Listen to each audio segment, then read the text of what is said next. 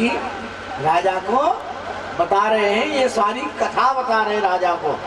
तभी तो कहते हैं यहीं रहो वकील साहब, इतनी देर में तो सामने वाला वकील केस जीत ले जाएगा। है नहीं जीत ले जाएगा। लो ये रखो, ये खजाने में रखना आपने। बोलो सच्चे दरबार की। जहाँ पैसे रखते हो वहाँ ये सिक्का लाल, यहाँ से जो भी खजाना मिले उसे लाल कपड़े में बांध के और उसमें डाल दो जहाँ आप पैसे रखते हो घर में। बोलो सच्चे दरबार की। बोलो सच्चे दरबार की। एक छिपकली हो गई, एक स्वर्गलोक की अप्सरा हो गई। समय गुजरता गया, युग बदल गया। सतयुग की बात, त्रेता निकल गया, द्वापर युग आया। द्वापर युग में कौरव और पांडवों में जुआ खेला गया। पांडव कौरवों से अपना सब कुछ हार गए, यहां तक कि द्रौपदी को भी हार गए। तो पांडवों में और कौरवों में एक संधि हुई, समझौता हुआ, जिसमें कौरवों ने पांडवों को 12 वर्ष का वनवास दिया और 1 वर्ष का अज्ञातवास दिया। 13 वर्ष का वनवास हुआ पांडवों का। तो इस 12 वर्ष के वनवास में पांडव वन वन भटकते हैं, कभी किसी वन में कभी किसी वन में, एक जगह तो रहे नहीं। तो पांडव जिस वन में जाके अपनी कुटी बनाते हैं वो वन सूखने लगता। जिस तालाब का पानी पी लेते हैं वो तालाब सूखने लगता। पांडवों के ऊपर शनि महाराज टेढ़ी नजर से देखे हुए हैं। शनि महाराज की टेढ़ी नजर जिस पर पड़ती है वो बचता नहीं है। शंकर भगवान नहीं बच सके। शंकर भगवान के पीछे वो पड़ गया था कौन? भस्मासुर। राम जी रात को तो रात तिलक की तैयारी हो रही है, सवेरे वनवास हो गया। ये सब शनि महाराज। रावण जो समझता था कि मुझसे, रावण ने काल को भी अपनी पार्टी से बांध लिया। लेकिन शनि, हनुमान जी ने सबसे पहले जाके किसे छुड़ाया? शनि देव को। तो शनि देव को जाके छुड़ाया तो शनि देव ने फिर टेढ़ी नजर कर दी, अब नहीं बचेगा रावण। तो शनि महाराज है दंडाधिकारी। शनि महाराज को जो भगवान ने जो उनका जो काम है वो दंड देते हैं। यम के दरबार में दरबार लगता है, उसके कर्म के अनुसार उसको फल दिए जाते हैं। और शनि महाराज दंडाधिकारी है, इसलिए शनि महाराज को प्रसन्न रखना चाहिए। बोलो सच्चे दरबार की। बोले शनिदेव महाराज की। पांडव बहुत दुखी है, वन में रहते हुए सोचते हैं कि हम इस प्रकार हर वन में जाएंगे, वन सूखते रहेंगे, तालाब सूखते रहेंगे, तो हमारे कारण वन में रहने वाले जीव जंतु भी कष्ट में रहेंगे। पानी नहीं रहेगा, वन नहीं रहेंगे, क्या होगा? 12 वर्ष बहुत होते हैं। तो उन्होंने जब पांडवों पर कोई विपत्ति आती थी तो किसको याद करते थे? ये बेटा ये लड़का बहुत होशियार है,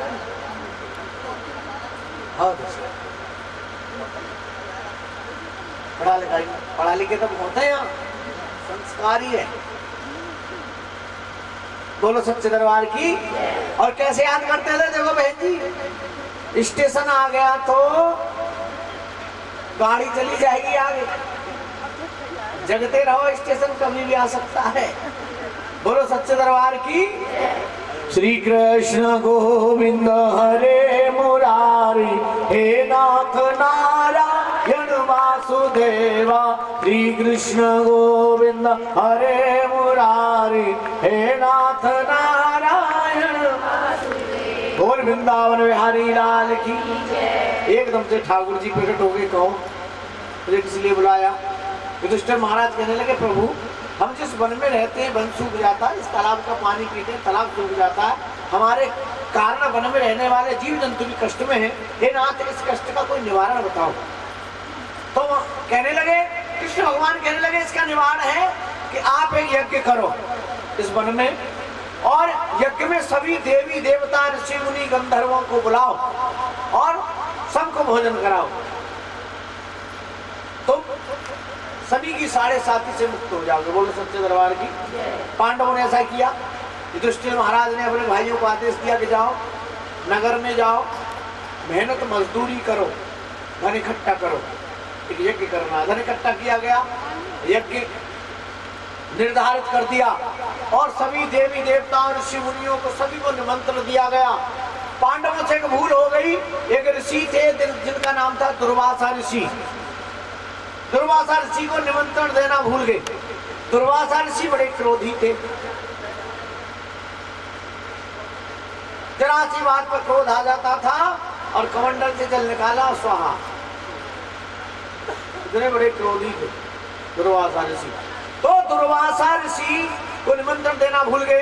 यज्ञ का दिन आया, सभी देवी देवता यज्ञ में सम्मिलित होने के लिए आने लगे।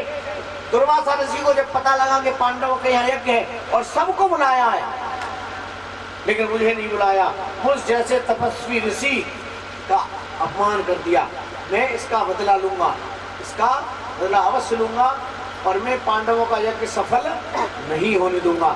उसी क्षण दुर्वासा ऋषि ने बाज का रूप धारण किया और मरे हुए सांप को अपने पंजे में दबा लिया, वही पहुंच गए जहां यज्ञ हो रहा था। यज्ञ के पास में एक पेड़ के नीचे हलवाई खीर बना रहे थे, प्रसाद बना रहे थे। तो दुर्वासा ऋषि ने बाज का रूप धारण कर रखा है, सोच रहे हैं कि ये हलवाई जैसे यहाँ से हटेगा, मैं इस खीर में सांप को डाल दूंगा और इसको जो भी खाएगा वो मर जाए। इस प्रकार पांडवों का यज्ञ सफल नहीं होगा। लेकिन हलवाई लगे हुए थे और हलवाइयों को कुछ जरूरत पड़ी, जरूरी काम आया और वो वहां से हटे। और जैसे ही हलवाई वहां से हटा, उस बाज रूपी दुर्वासा ऋषि ने सांप को खीर में डाल दिया। बोलो सच्चे दरबार की। किसी ने भी नहीं देखा, किसी ने भी नहीं देखा। छिपकली ने देखा। बोल नहीं है, किसी को पल्ले पड़ जाए तो ठीक है। कथा अब से पहले कितने भक्तों ने सुनी है, जरा हाथ खड़े करें। तो सुनते ही रहे, ज्यादातर में सुन रखी है। बोलो सच्चे दरबार की।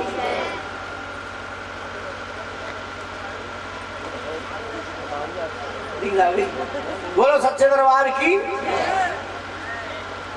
बताओ कथा कहाँ चल रही है? सांप गिर गया ना खीर में, घेर दिया। हाँ, छिपकली ने देखा। उस पेड़ पर वही छिपकली रहती थी जिसको श्राप मिला हुआ। उस छिपकली ने देख लिया। कहते जब भगवान किसी को बुद्धि देता है तो किसी को भी दे सकता है, किसी को भी दे सकता है। और छिपकली को ऐसा ज्ञान हुआ, उसने सोचा कि ये खीर में सांप डाल दिया, अब इस खीर को सब खाएंगे और मारे जाएंगे, मैं क्या कर सकती हूँ? छोटा सा जीव हूँ, बोलूंगी कोई समझेगा नहीं, कोई सुनेगा नहीं, किसी को बोल नहीं सकती, मैं क्या करूँ? उधर यज्ञ पूर्णाहुति हुई। युधिष्ठिर महाराज ने आदेश दिया कि जाओ खीर लेकर आओ, और खीर की आहुति लगती है यज्ञ में, आहुति लगाओ और सभी को प्रसाद दो।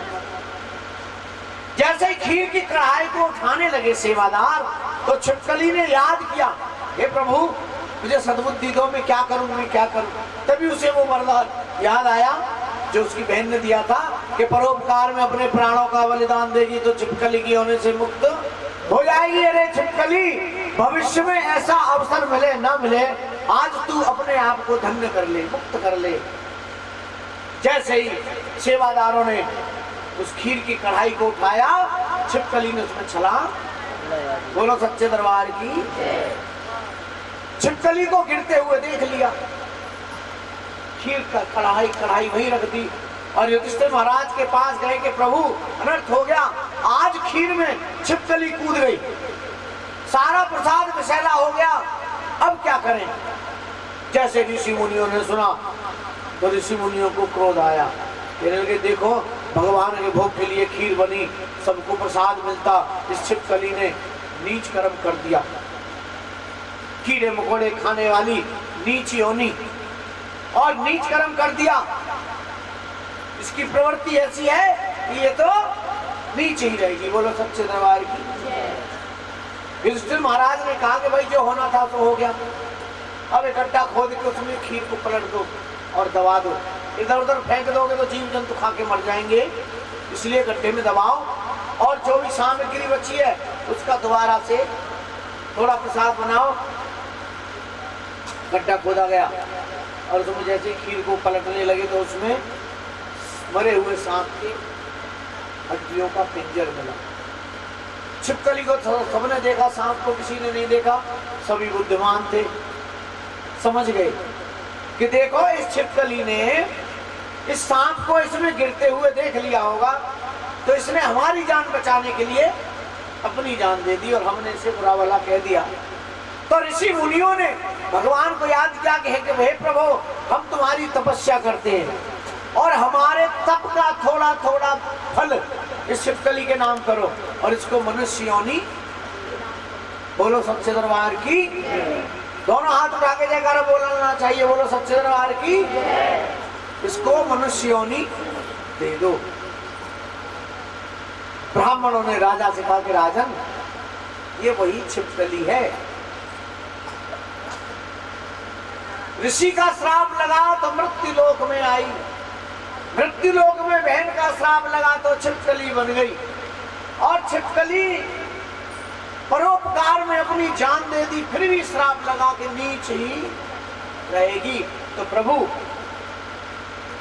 आपने, इसने अपने आपके घर जन्म तो ले लिया, लेकिन ये पलेगी नहीं आपके घर, पलेगी ये किसी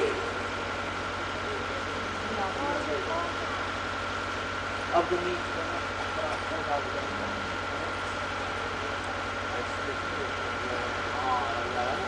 बोलो सच्चे दरबार की।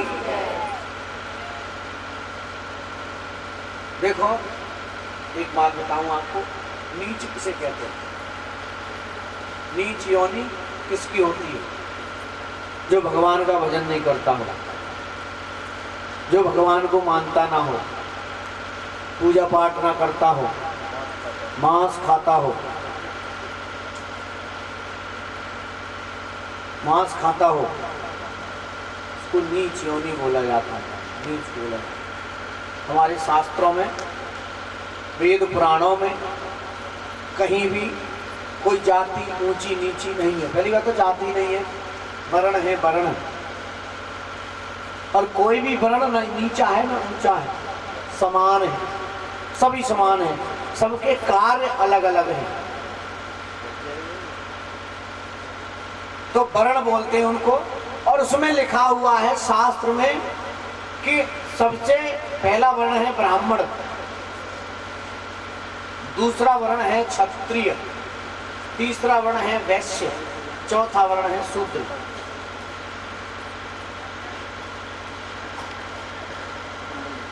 जो बुद्धिमान था, जो एक पिता के 4 पुत्र हुए, जो बुद्धिमान था उसको ब्राह्मण बोल दिया गया, और जो ताकतवर था, परिवार की रक्षा करता, उसको क्षत्रिय बोल दिया गया, और जो परिवार का भरण पोषण करने के लिए जिसमें दिमाग कमाया कैसे जाए उसे वैश्य बना दिया, और जो जिसमें दिमाग कम था, ताकत कम थी, जिसमें हुनर नहीं था कोई, उसको कहा कि तुम तीनों की सेवा करेगा। इसी प्रकार ये चलता रहा। लेकिन हमारे शास्त्र में ऐसा है कि यदि कोई शूद्र के घर जन्म लेता है और वो बुद्धि का तेज है और वो पढ़ सकता है और वो शास्त्रों का अध्ययन कर सकता है, वो ज्ञान प्राप्त कर सकता है, तो वो ब्राह्मण बन सकता है, उसको ब्राह्मण ही कहा जाएगा। ये हमारे यहाँ शास्त्रों में है। बोलो सच्चे दरबार की। तो इसलिए इसको श्राप लगा कि ये नीच घर में पलेगी, तो महाराज आपके घर में नहीं पलेगी, इसलिए आप एक सोने का बक्सा बनवाओ। ब्राह्मण राजा को उपाय बता रहे कि सोने का बक्सा बनवाओ और उसमें इतना धन रखो कि और उसमें इस कन्या को लिटाओ। धन इतना रखो कि जिसको भी ये कन्या मिले, क्योंकि आप तो इसे गंगा में बहा दोगे, किसी जिसके भी हाथ लगेगी वो उस दिन से और इसके विवाह तक का सारा खर्च इस धन से हो जाए, इतना धन रखो। राजा ने ऐसा ही किया, कन्या को उस बक्से में लिटाया और गंगा नदी पर पहुंच गया और गंगा में बहा दिया। बोलो सच्चे दरबार की। गंगा बहता हुआ काशी नगरी पहुंचा, सवेरे का समय था। काशी नगरी में एक ब्राह्मण नदी के किनारे स्नान कर रहे थे, तैरना जानते नहीं थे, लोटे से ही स्नान कर रहे थे और एक भील मछली पकड़ रहा था। धीरे धीरे सुबह हुई तो पंडित जी ने देखा कि नदी में कुछ बहता हुआ आ रहा है। धीरे धीरे वो बक्सा पास में आता गया तो पंडित जी ने पहचान लिया तो सोने का बक्सा, और उस बक्से को लेने के लिए नदी में चले गए। जहां तक जा सकते थे वहां तक तो पहुंच गए, तैरना जानते नहीं थे और बक्सा भी धीरे धीरे उनके पास आ गया। और जैसे ही पंडित जी ने बक्से को पकड़ना चाहा तो बक्सा एकदम पीछे हट गया। फिर पंडित जी ने एक कदम आगे रख के बक्से को पकड़ना चाहता, 2 कदम बक्सा पीछे हो गया। धीरे धीरे बक्सा गहरे जल में पहुंच गया। पंडित जी तट पे आए और भील को बुलाया। भील आया, भील से कहने लगे इस बक्से को निकाल के ला। भील कहने लगा प्रभु महाराज, मेरा काम रोज का ये है कि सुबह जल्दी आके मछली पकड़ लेता हूँ और जल्दी जाके बाजार में बेच देता हूँ, तो मेरा घर चलता है। रोज खाता हूँ, रोज कमाता हूँ, रोज कमाता हूँ, रोज खाता हूँ। आज तुम्हारे इस बक्से के चक्कर में मछली नहीं पकड़ पाया तो मेरा घर कैसे चलेगा? तो पंडित जी ने कहा देख भाई, बक्से को निकाल के लाएगा तो इसमें जो होगा वो तेरा, बक्सा मेरा। भील तैयार हो गया, तैरना जानता था, नदी में कूद गया और तैर के बड़े मेहनत करने के बाद बक्से को बाहर लाया और खोला गया। बक्सा तो उसमें बड़ी सुंदर, क्या थी इसमें? कन्या। बोलो सच्चे दरबार की। भील उस कन्या को देखकर खुश हो, क्योंकि भील को कोई संतान नहीं थी। पहले ही पंडित जी से कहने लगा, हाथ जोड़कर खड़ा हो गया कि पंडित जी एक निवेदन है, क्या? ये बक्सा और धन तो आप ले जाओ, मुझे तो केवल ये कन्या धन दे दो, मेरे कोई संतान नहीं है। पंडित जी ने कहा ठीक है भाई, तू कन्या ले जा, लेकिन इसका पालन पोषण करने के लिए तू चल, सारा धन मुझे दे रहा है, इसमें से आधा तो ले ही जा। और आधा धन पंडित जी ने उसको दे दिया और भील कन्या लेकर घर आया। जैसे ही दरवाजे में प्रवेश किया तो भीलनी कहने लगी, तुम रोज किसी का बच्चा लाते हो, उसकी माँ आती है और मुझे गाली देकर चली जाती है, क्यों तुम किसी का बच्चा लाते हो? भील का ये काम था कि बच्चा खेलता हुआ देखता था, किसी का उठा के घर ले जाता था, उसे घर ले जाके खिलाता था, बच्चों से बड़ा प्यार करता था भील। और उस बच्चे की माँ आके बुरा भला उस भीलनी को बोल जाती थी। तो उस दिन भी उस भीलनी ने सोचा कि किसी का बच्चा आज भी ले आए। तो भील ने कहा नहीं, आज मैं किसी का बच्चा नहीं लाया हूँ, आज तो माता रानी गंगा मैया ने तेरी गोद भरी है, ले से संभाल। जैसे भीलनी ने वो कन्या अपनी गोद में ली तो कन्या बड़ी जोर जोर से रोने लगी। भीलनी के हाथ पैर फूल गए और उसने भगवान से प्रार्थना की कि प्रभु मैंने सुना है जब तुम किसी को माँ बनाते हो तो उस बच्चे के खाने का इंतजाम पहले कर देते हो। तुमने मुझे माँ तो बना दिया, लेकिन मैं इसका पेट कैसे भरूं? क्योंकि हाल की बच्ची है, माँ का दूध ही पिएगी, कुछ खाएगी नहीं, और माँ का दूध इसे नहीं मिलेगा तो मर जाएगी। इसलिए मुझे इस काबिल बनाओ तो मैं इसका पेट भर सकूं। तभी उसके सूखे स्तनों से दूध की धार निकली और रोती हुई कन्या के मुख में गिरी। बोलो सच्चे दरबार की। भीलनी ने और भील ने उस कन्या का नाम रखा रुक्मन। क्या रखा? प्यार से कहने लगे रुक्को। समय गुजरता गया, उधर राजा स्पर्श के घर तारा और इस भील के यहाँ ये रुक्मन दोनों बड़ी हो गई, ब्याह के योग्य हो गई। राजा स्पर्श ने अपनी बेटी तारा का विवाह हिमाचल प्रदेश में एक हरिपुर नगर है, उस नगर के राजा से कर दिया। और इस भील ने अपनी बेटी रुक्मण का विवाह उसी हरिपुर नगर में भीलों की बस्ती में कर दिया। दोनों बहनें एक ही नगर में पहुंच गई।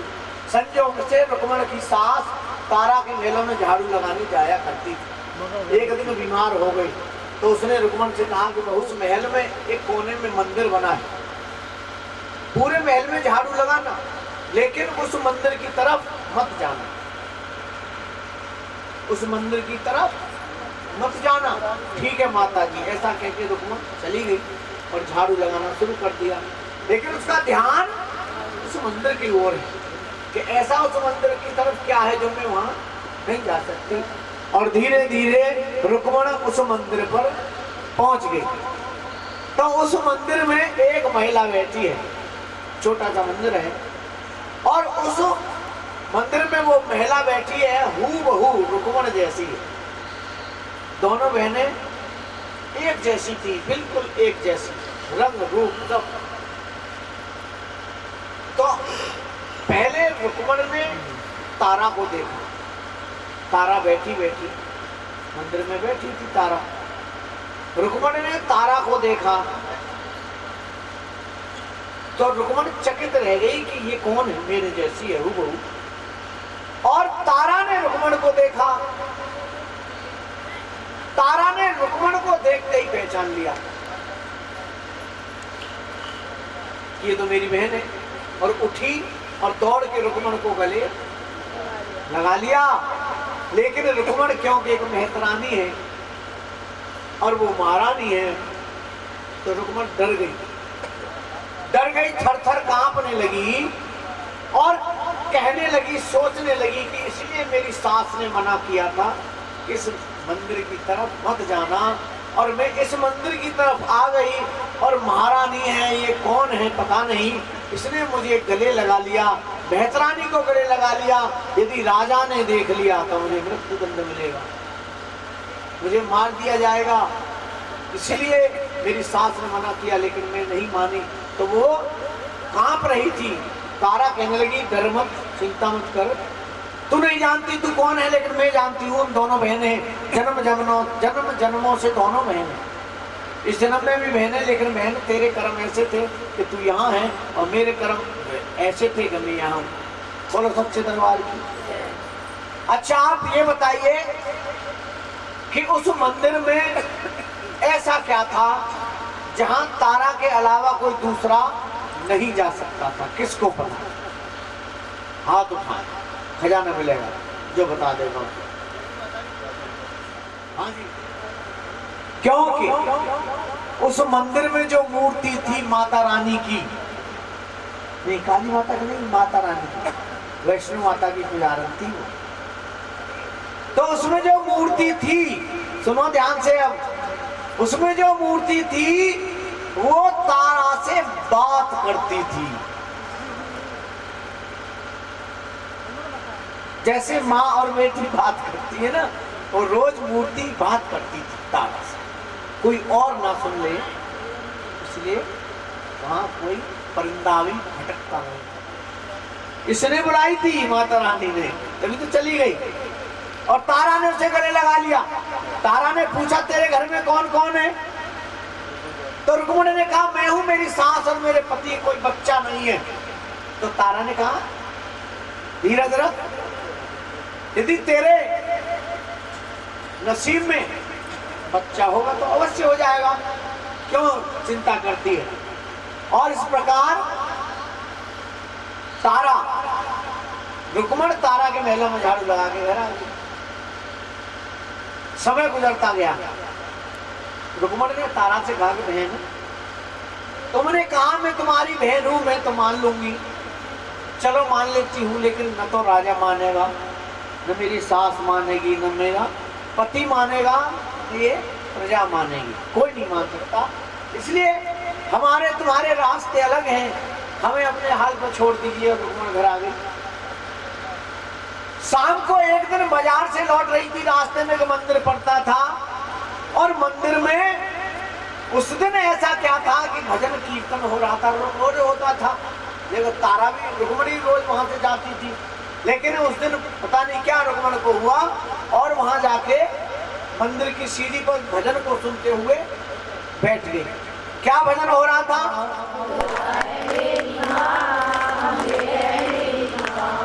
दुर्गा है मेरी माँ, अम्बे है मेरी माँ, बोलो जय माता की, आपको बोलना है जय हो। बोलो जय माता की, जो भी दर पे आए वो खाली ना जाए, सबके काम है करती सबकी खाली। दुर्गा है मेरी माँ, अम्बे है मेरी माँ। बोलो दुर्गा है मेरी माँ, अम्बे है मेरी माँ। ये है जागरण। अब से पहले जो हो रहा था वो तो पूरे करे अरमान जो सारे, देती है वरदान जो सारे, देती है वरदान जो सारे, देती है वरदान जो सारे।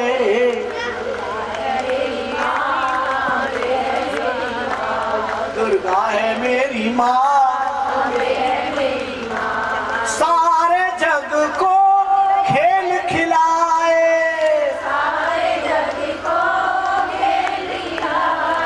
सारे जग को खेल खिलाए। बिछड़ों को जो खूब मिलाए, बिछड़ों को जो खूब मिलाए।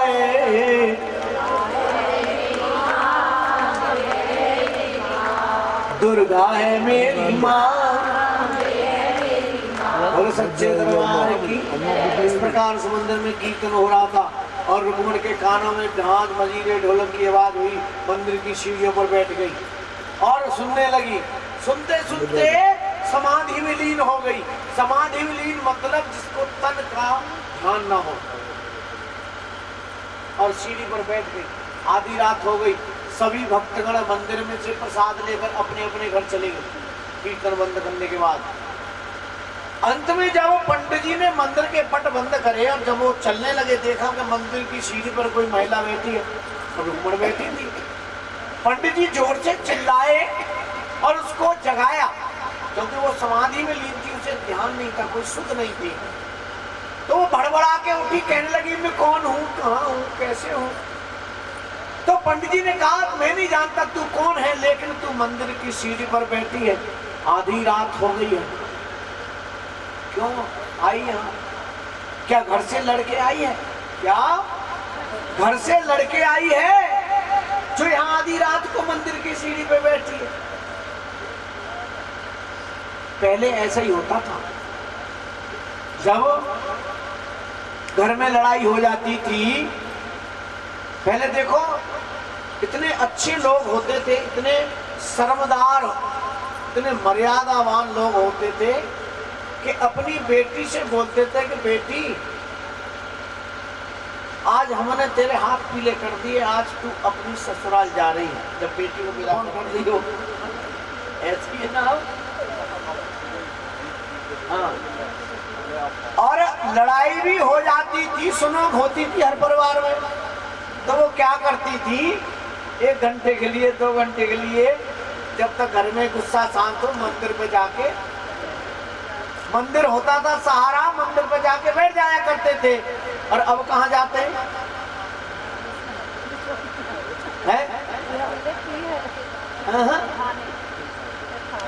पियर ना जाते, थाने जाए।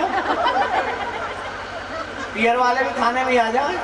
अरे बैठे वकील साहब, बताओ ज्यादा होगी। पियर वियर ना जाती है कोई, सीधे थाने। बोलो सच्चे दरबार की। तो पहले ऐसा होता था कि मंदिर पे जाके बैठ गई, घंटा 2 घंटा बैठी, गुस्सा शांत हुआ, अपने घर आ गए।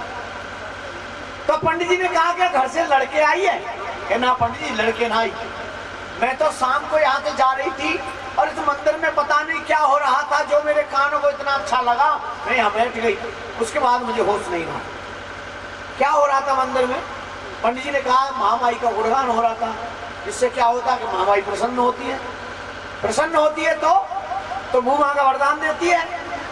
कोई माँ को प्रसन्न कर ले और कुछ भी मांग ले, माँ दे देती है। कोड़ी को काया देती है, गिरधर को माया देती है, बांझों को संतान देती है। संतान देती है कि हाँ, रुक्मणी ने सुना कि संतान देती है तो रुक्मणी सोचती हुई घर आ गई। रात में सोई नहीं, सवेरे होते ही उठी और तारा के पास पहुंची। किया शाम पंडित जी ने रात में मंदिर में कहा था कि माँ संतान देती है, तो तारा कहने लगी हाँ देती है, उसको यदि प्रसन्न कर लो तो जो चाहो ले लो, माँ बड़ी दयालु है। बोलो सच्चे दरबार की। तो रुक्मणी ने कहा मुझे बता मैं माँ को कैसे मनाऊं, माँ मानती कैसे, माँ कैसे मानती है, कैसे प्रसन्न होती है। तो तारा ने क्या बताया, सुन जो मैं कहूं वो अपने घर जाके करना। जब उन्होंने उधर को मुंह कर लिया देखो और सो रही कि गाय के गोबरा से अंगना लिपइयो, चौक पुरइयो द्वार हो। पहले कोई शुभ कार्य होता था घर में, क्योंकि ये ईश्वर अंश जीव अविनाशी, ईश्वर अंश जीव अविनाशी, चेतन अमल सहज रूप सुख राशि, कि हर जीव में ईश्वर का वास है। हर जीव में, भगवान ने रामायण में ये लिखा है ईश्वर अंश जीव अविनाशी, हर जीव में ईश्वर का वास होता है। अब हम कह रहे हैं हम में ईश्वर का वास है, तभी तक हमें ये लक्ष्मी अच्छी लग रही है, और जिस दिन ईश्वर हमारे शरीर से निकल जाएंगे तो हम क्या बन जाएंगे, सब। फिर लक्ष्मी ने ढेर लगा देना हमारे। माटी से भवन बनइयो, मैया को लीजो पुकारो, रुनुक झुनुक आएगी महारानी, झोली लीजो पसारो, लाखों करोड़ों की बिगड़ी बनाती तेरी सुनेगी पुकार हो।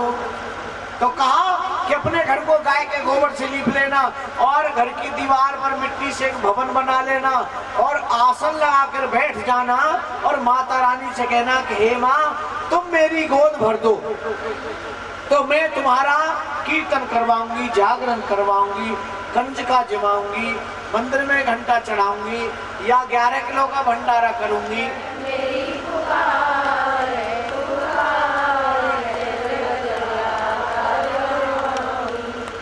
सुने आंगन में हो पलना, पलना में झूले मेरो ललना। क्या मांग रही है,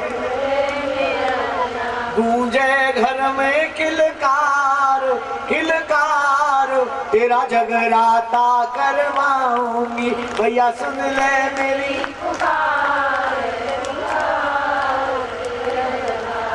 और अन्न धन से मेरा भंडार भरो, मेरी अर्जी माँ मंजूर करो,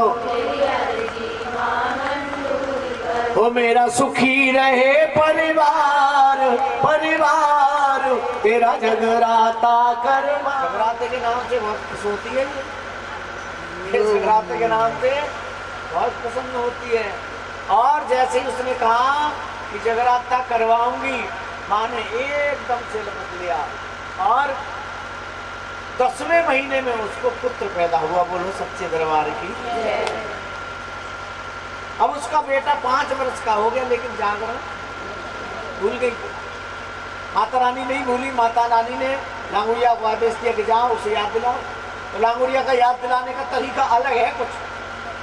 लांगुरिया किसी को याद दिलाते हैं आके तो अलग तरीका है उनका।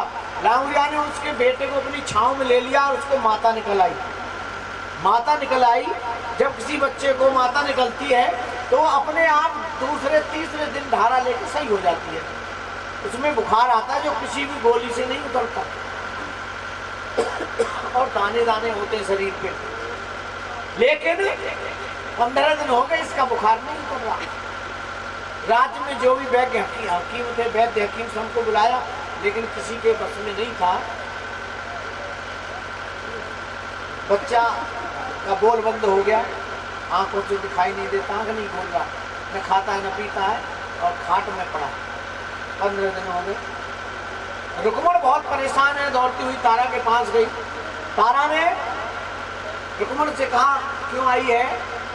कि बहन मेरा बच्चा बहुत बीमार है, बहुत ही बीमार है और वैद्यों ने कह दिया है कि अब हमारे हाथ में नहीं है, तू मुझे कोई उपाय बता, मेरा बच्चा कैसे सही हो। तो तारा ने रुक्मण से कहा कि तू कुछ तेने कोई बोल कबूल तो नहीं करी थी, याद कर ले। तभी रुक्मण को याद आ गया कि हाँ मैंने जागरण बोला था, करा दिया कि ना बहन मैं भूल गई। तो माँ रुष्ट हो गई है, माँ को मना, कैसे मानेगी? जैसे पहले मनाई थी, लेकिन इस बार जागरण का पैसा एक लाल कपड़े में बांध के माता के चरणों में रख देना और कहना कि माँ फलाने दिन तेरा जागरण करवाऊंगी, मुझसे भूल हो गई, मुझे क्षमा करो, मेरे लाल को बख्श दो। माँ प्रसन्न हो जाएगी, माँ बड़ी दयालु है। तो रुक्मण घर गई, जैसे तारा ने कहा वैसे ही किया और कहा कि हे माँ भगवती, मुझसे भूल हो गई, मैंने तुम्हारा जागरण नहीं करवाया, लेकिन मैं वचन देती हूँ और तुम्हारे जागरण का जो पैसा जो लगेगा वो मैं आपको अर्पण करती हूँ और फला दिन एक तिथि निश्चित कर दी कि उस दिन तेरा जागरण कराऊंगी। इतना कहना हुआ है कि बच्चा जो 15 दिन से बोल नहीं रहा था दौड़ता हुआ आया और रुक्मण से कहने लगा, माँ मुझे बड़ी भूख लगी है, मुझे खाना दे दो, बोलो सच्चे दरबार की। अब रुक्मण सोचने लगी जागरण किससे कराऊं, तो उस मंदिर में गई जहाँ कीर्तन हो रहा था। पंडित जी कहने लगे, भाई हम तेरा जागरण कर देंगे लेकिन मंदिर में करेंगे, तेरे घर नहीं जाएंगे, 5 रुपए दे जा, तेरे जागरण तेरे नाम से मंदिर में कर देंगे। तो रुक्मण ने कहा, नहीं पंडित जी, जागरण मेरे घर में ही होना है, मेरे घर में ही जागरण होगा।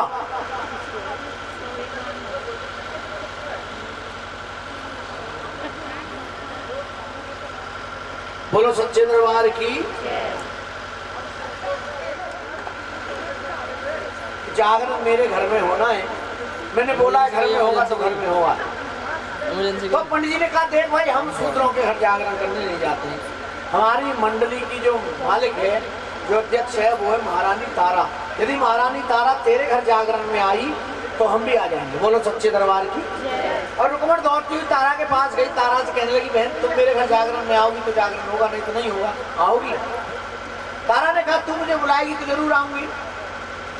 तो रुक्मण ने तारा से पूछा, मैं नहीं जानती जागरण क्या होता है, कैसे होता है, इसका विधि विधान क्या है, महात्म्य क्या है। तो तारा ने रुक्मण को समझा दिया कि सबसे पहले एक मंडली ढूंढते, मंडली के मुखिया को डल देते। डल में क्या होता है? डल में पीले चावल होते हैं और उन चावलों को हल्दी से पीला कर लेते हैं, उसमें लौंग इलायची सुपारी और दक्षिणा, और एक नए बर्तन में उन चावलों को बांध के और 1.25 मीटर लाल कपड़े में बांध के उस मंडली को देते हैं। इसको बोलते हैं डल। डल का मतलब होता है वचन। यदि उस मंडली ने डल ले लिया तो उसे जागरण करने आना पड़ेगा, और तुमने डल दे दिया तो तुम्हें जागरण कराना पड़ेगा। बोलो सच्चे दरबार की। तो ये सब सामग्री ला के मुझे दे, तब मैं तेरे घर जागरण में आऊंगी। रुक्मण घर गई, सारी सामग्री डल की लाई और तारा को अगले परसों मेरे घर जागरण में आना है। तो तारा ने वचन दे दिया, हाँ मैं आऊंगी। दोनों बहनों की बातें राजा का नाई सुन रहा था। राजा के नाई ने राजा से कह दिया, महाराज आज महारानी मेहतरानी के घर जागरण में जाने की बात कर रही थी, परसों जाएंगी। तो राजा ने कहा, परसों मुझे याद दिलाना।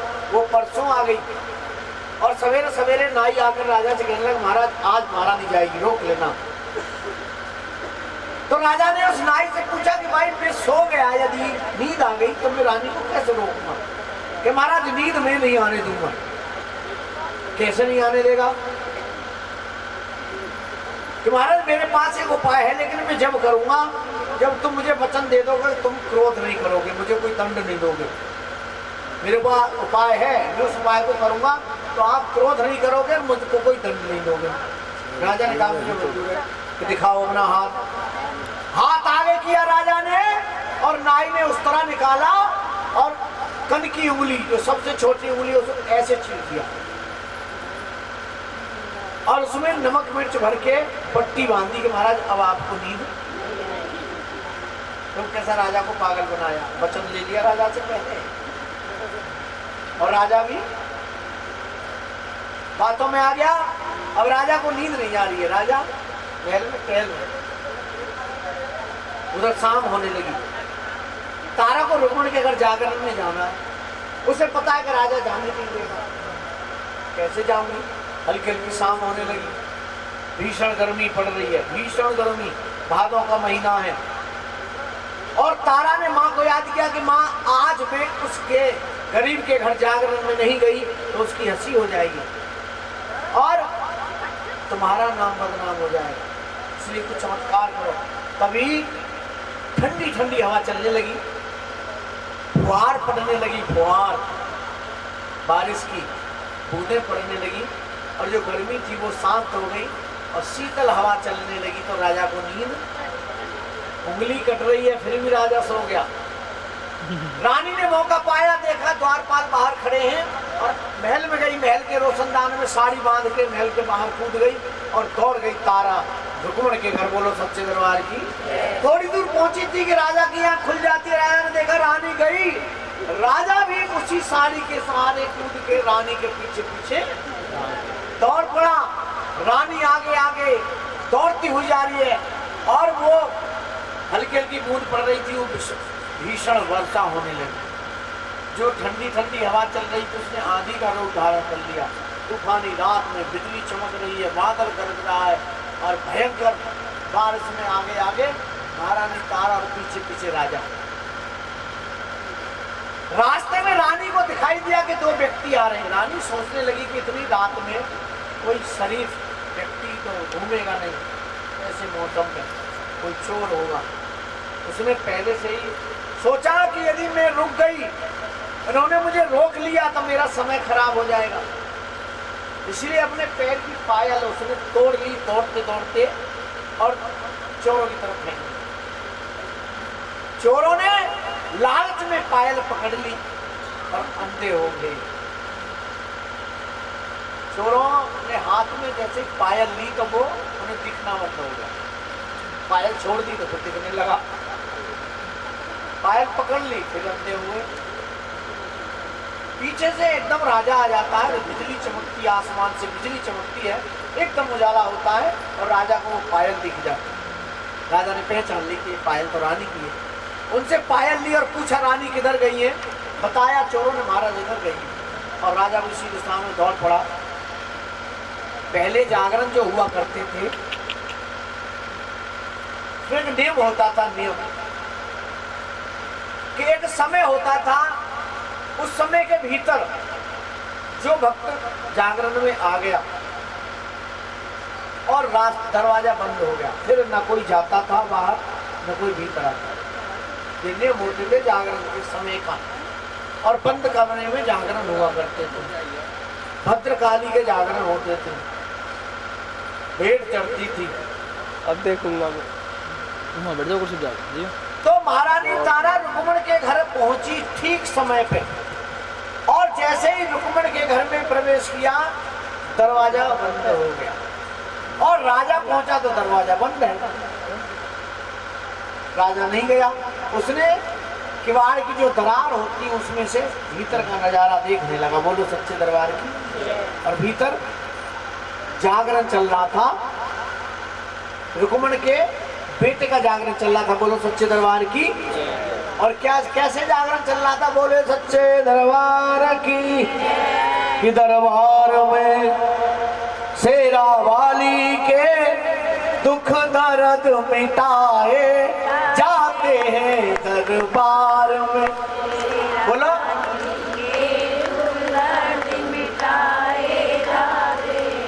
दरबार में शेरा वाली के दुख दर्द मिटाए जाते हैं दरबार में।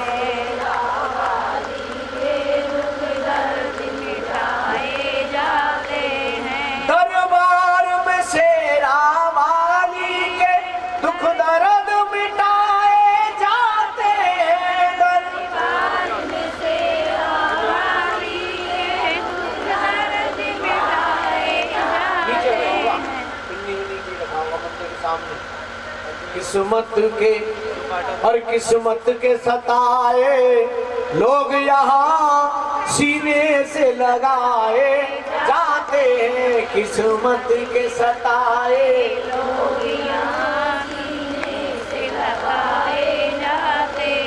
दरबार है ये मस्तानों का, यहाँ भक्त सभी दीवाने, यहाँ भक्त सभी दीवाने कि भर भर के जाम यहाँ भक्ति के, भर भर के जाम यहाँ भक्ति के भक्तों को पिलाए जाते हैं, दरबार में सेरा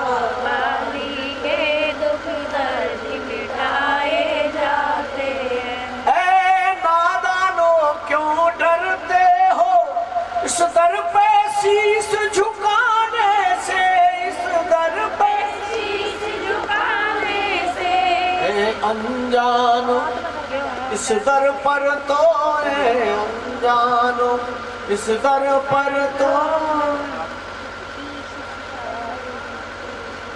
नादानों क्यों डरते हो इस दर पर शीश झुकाने से। ये दर तो ऐसा है कि अनजानो इस दर पर तो सर भेंट चढ़ाए जाते हैं, दरबार में सेरा वाली के दुख दर्द मिटाए जाते हैं। बोलो सच्चे दरबार की, माँ के प्यार की।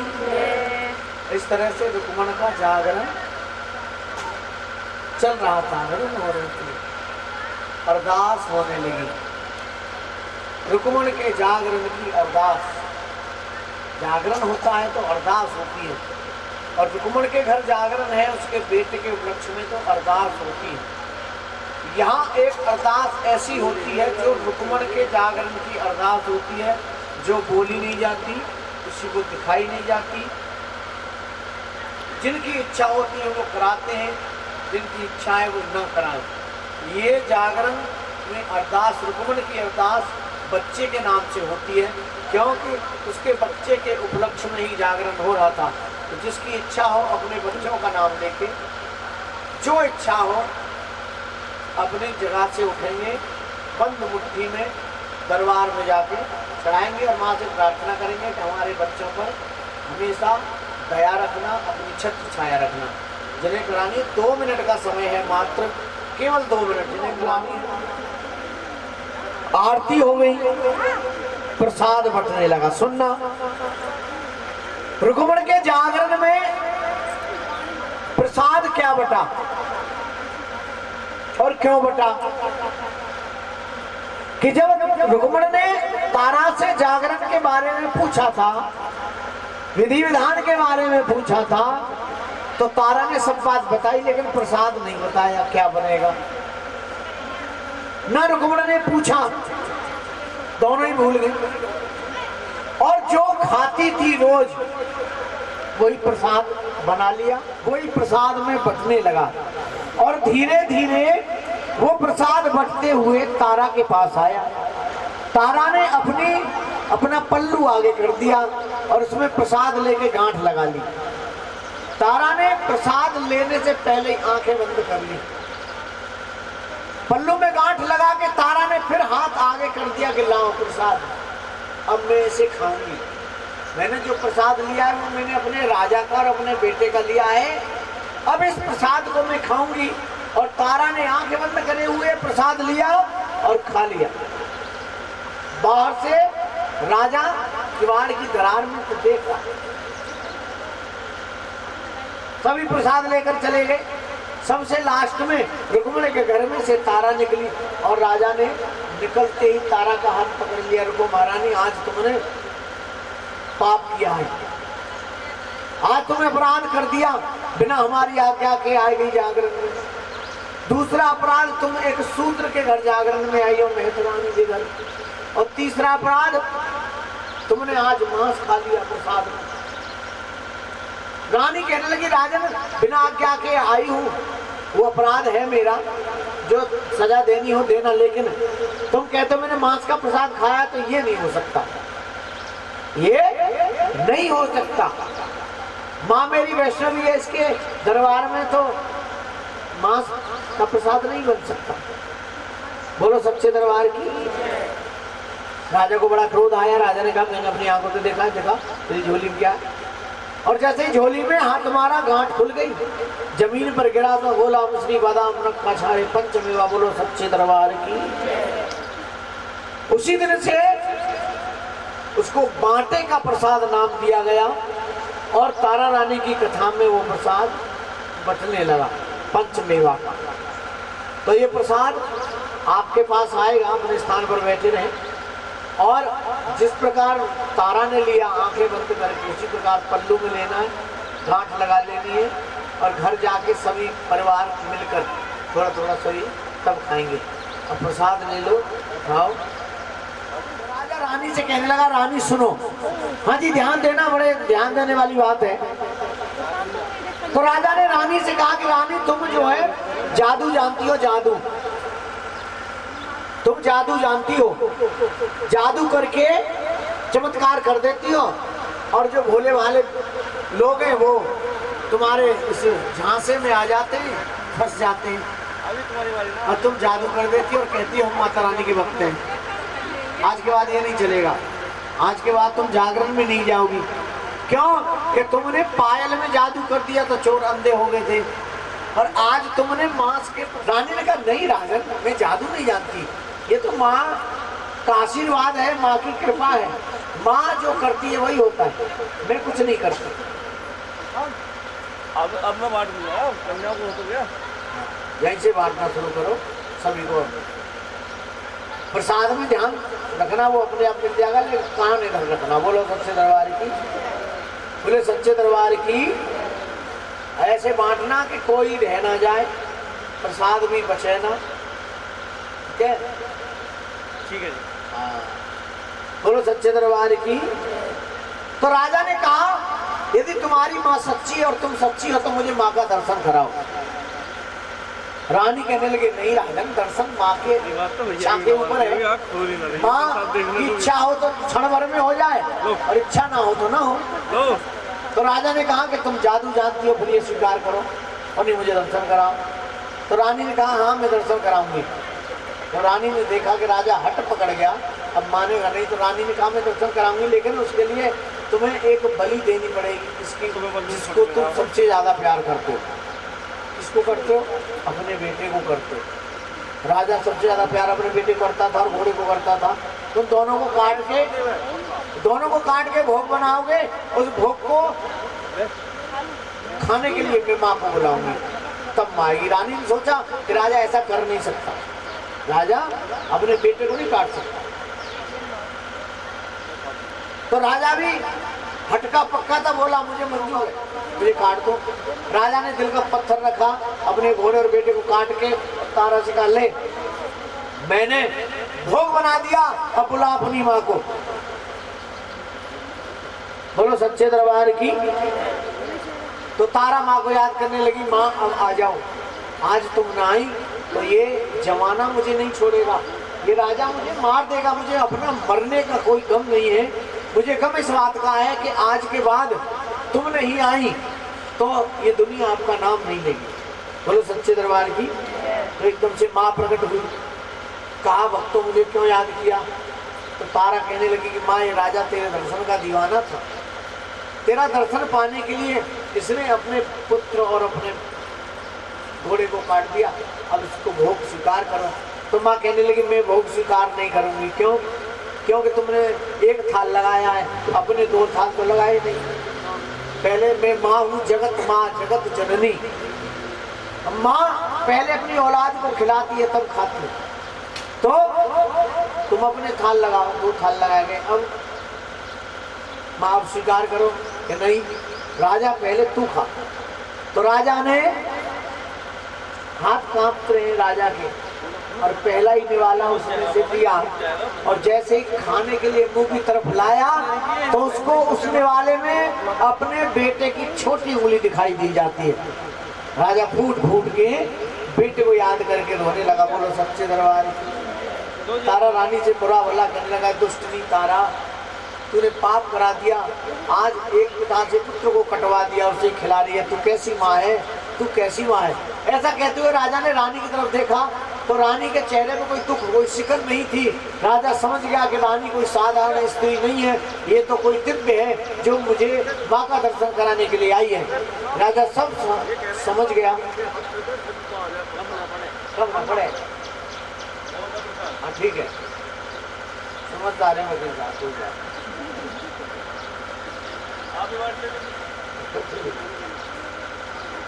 नहीं, थैली आधी हो गई ना, अभी कोई पीछे ठीक। बोलो सच्चे दरबार की। हाँ जैसे लगे कि कम पड़ेगा तो कम कर देना, और क्या। बोलो सच्चे दरबार की। वैसे माँ के भंडारे में कुछ कम नहीं पड़ता है। तो 3 थाल लगाए गए और राजा ने रानी का चेहरा देखा तो राजा को ज्ञान हो गया। जिस माँ ने पुत्र को 9 महीने अपनी कोख में रखा, पाल पोछ के इतना बड़ा कर दिया और उसके सामने मैंने काट के और पका दिया और खाने के लिए थाल में लगा रखा है, और उस माँ की आंखों में आंसू नहीं है, माथे में कोई शिकन नहीं है,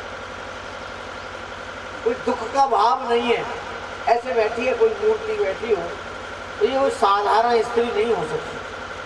साधारण माँ अपने बेटे को कटते हुए नहीं देख सकती, खुद पहले मर जाएगी तब बच्चे पे आंच आने देगी। ये कैसी माँ है?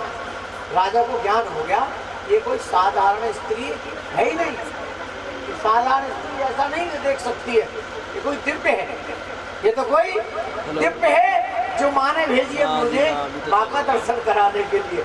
और आ जाओ, तुम आ जाओ। माँ की कृपा से मेरी पत्नी बनी है। बोलो सच्चे दरबार की। अब मैं माता रानी जो तुम कहोगी हंस के करूंगा। हंस के करेगा कि हाँ के ला दिखा, थाल आगे ला। माँ ने कहा कि एक काम कर, तू अपने बेटे को याद कर, उसको आवाज लगा। तो राजा ने आवाज लगाई, बेटा सुंदर। दरवाजे की तरफ से आवाज आती, हाँ पिताजी मैं आऊं। और राजा ने जैसी आवाज की तरफ देखा तो घोड़ा ही खड़ा है दरवाजे के सामने। बोलो सच्चे दरबार की। कोई ना कटा, सब आंखों का पर्दा, सब भ्रम। बोलो सच्चे दरबार की। ये राजा का जो मोह था, मनुष्य के अंदर 5 विकार होते, काम, क्रोध, लोभ, मोह और अहंकार। ये 5 चीजें जब तक मनुष्य के भीतर होती हैं, भगवान की भक्ति तो कर सकता है, वो उस रास्ते पे भी चल सकता है, लेकिन भगवान धीरे धीरे उसके ये 5 चीजें उसके तन से निकाल कर फेंक देते हैं, तब उसे अपनी शरण में लेते हैं। तो माता रानी ने राजा को अपनी शरण में लेना था, इसलिए उसके काम माँ ने कहा एक थाल आगे करो, और जैसे ही माँ ने उस थाल पे ऐसे हाथ फिराया और घोड़े के आगे जैसे ही वो थाल रखा तो क्या बन गया? चना।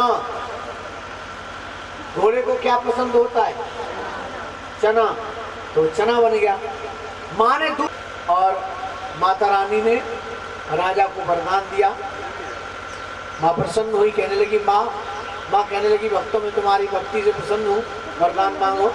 तो राजा कहने लगा कि माँ मुझे कुछ नहीं चाहिए, मुझे तारा जैसी पत्नी मिली है सुंदर, तो मांगूंगी, और तेरे से ना मांगूंगी तो किससे मांगूंगी? क्योंकि मांगने की आदत जाती नहीं है और तेरे आगे लाज मुझे। तुझसे आज के बाद तेरे जागरण में कोई जात पात का बंधन नहीं होगा। जागरण करने वाला हो चाहे जागरण, नाम की कथा अवश्य कही जाएगी। यदि तेरे नाम की कथा उस जागरण में ना हुई तो उस जागरण को स्वीकार। बोलो सच्चे दरबार की।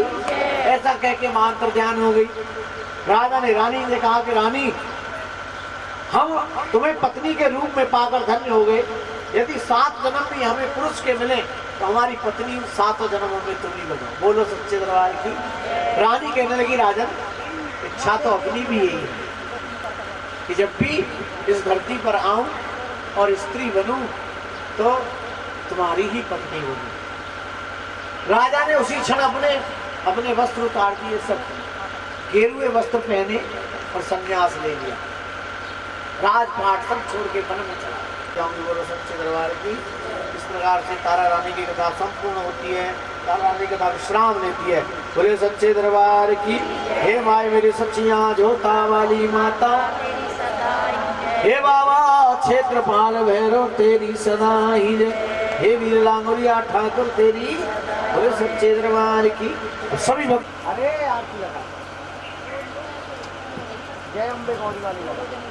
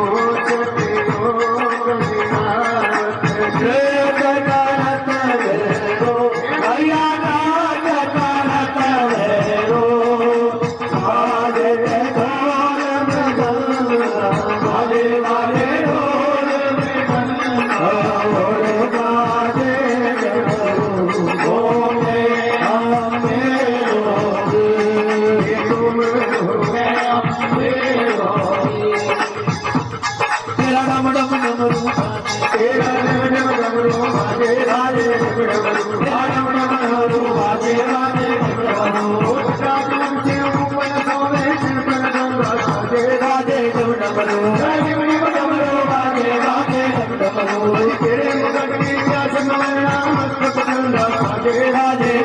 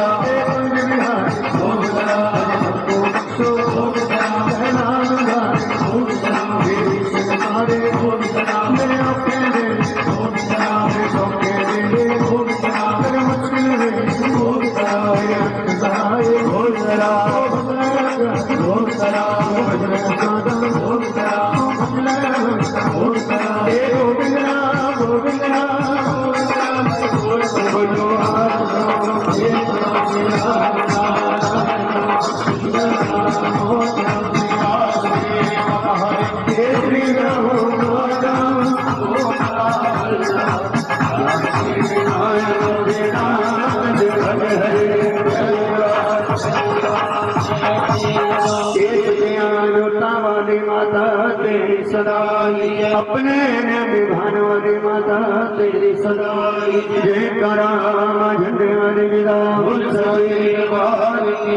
जय करा वैष्णो रानी विदा बोलिए धर्म की जय हो, धर्म की जय हो, अधर्म का नाश हो, प्राणियों में सद्भावना हो, विश्व का कल्याण हो, भारत का कल्याण हो, हर हर महादेव। जो बोले सो निर्भय बोल सनातन धर्म की बोले अपने अपने गुरु महाराज की बोले भारत के संतों की गौ माता की